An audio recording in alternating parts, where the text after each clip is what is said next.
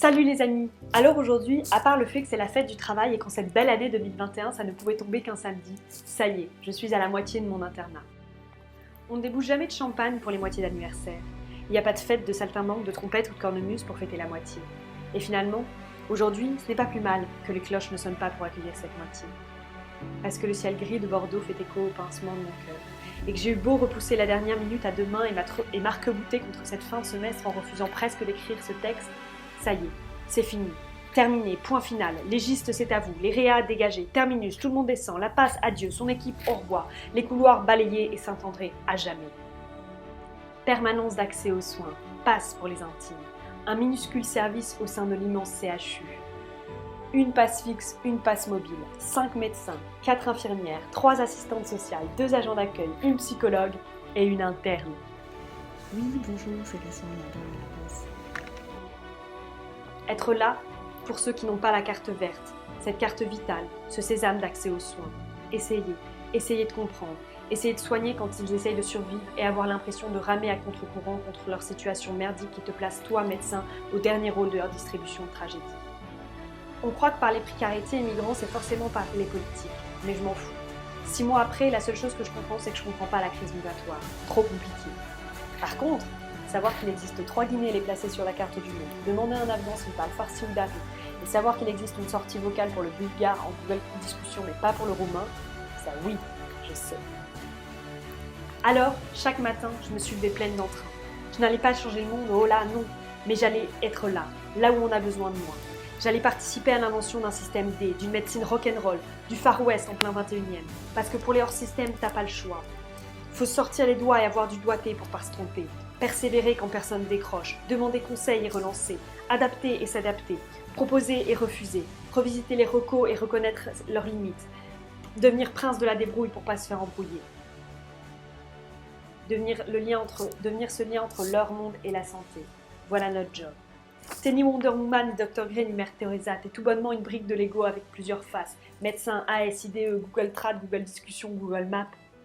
Et finalement, des fois, t'es juste un petit bout de femme qui écoute. Écouter et voir. Voir et croiser des regards que je n'oublierai pas.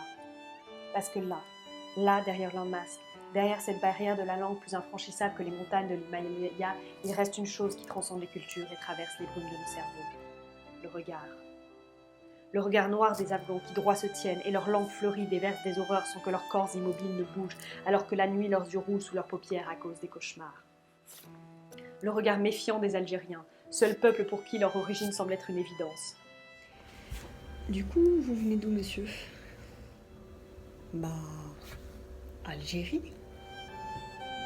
Et parfois, charmeur. T'as vu les boutons, là? Non mais t'aurais vu une photo de moi en plaid, j'étais beau gosse, frère. Le regard lourd des Nigérianes, à l'anglais saccadé qui semblait me dire « J'ai vu des horreurs que tu ne peux pas comprendre.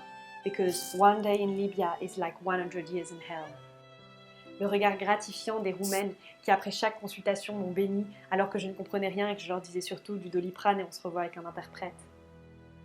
Le regard perdu des Guinéens, Ivoiriens, de cette Afrique subsaharienne pour qui le froid français est semblable à l'hiver sibérien.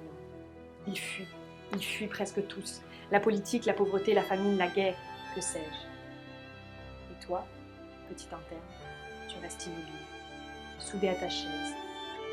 Tu fais ce qu'on t'a appris mieux, tu interroges pour comprendre, pour savoir. On dit que chaque vie est un roman, et j'ai eu quelquefois l'impression que cette bibliothèque n'était remplie que de policiers d'une noirceur sans fin. Dur de trouver les mots face à ces entretiens, dur de rebondir, dur ces silences qui attendent. Quoi? Je ne sais pas, mais les miens patientent encore. Alors, il te faut apprendre. Apprendre à parler d'une voix calme, posée. Apprendre à utiliser des mots simples, courts. Apprendre à regarder pour transmettre ce message essentiel. On est là pour vous aider. Oh là, mais pas pour tout, bien sûr. Pas pour effacer, pas pour les papiers, pas pour l'argent, pas pour la police, mais pour accéder à la santé. C'est énorme et parfois si peu. Mais ça, je ne leur dis pas. Qui oserait?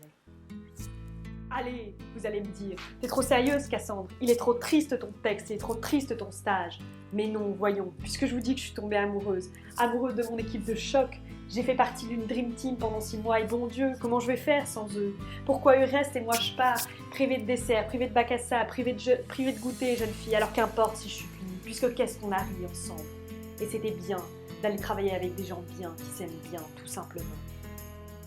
Et puis, je suis tombée amoureuse de la patience des interprètes, finalement les seuls alpinistes à franchir cette barrière de la langue. Ok, j'ai l'impression que ce sont des super-héros. Et alors? Amoureuse de Staff, tout simplement, qui a déjà écrit le mot magie dans ses observes ou sort jeté, qui a déjà vu sa patiente se luxer l'épaule en enlevant sa djellaba, qui a déjà reçu une lettre d'amour estampillée CHU de Bordeaux avec une faute par mot, qui s'est déjà tapé un fou rire en début de consultation comparant les cultures maritales de deux pays.